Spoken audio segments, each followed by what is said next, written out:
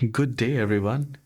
Learn how to add Outlook in Startup app in Windows 11. So you want the Startup Outlook whenever you turn on your laptop or desktop. It is very easy to do so.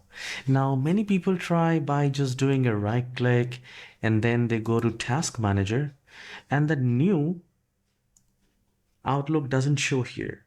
So we have a solution. I mean, there is a very easy way through which we can add the Outlook in the startup.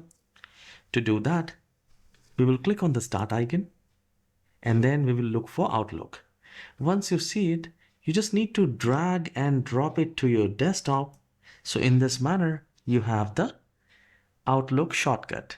Now, do a right click in the start icon and then click on Run. And here we will type shell startup without any spaces. Shell startup. Once you have typed it, click on OK and you will have a window like this.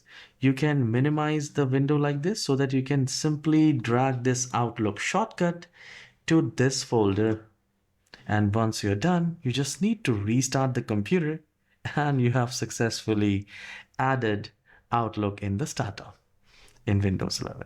So if you find this tutorial short and helpful, please hit the like and subscribe and do let me know in the comment section, is it working for you or not? I'll be glad if you do so.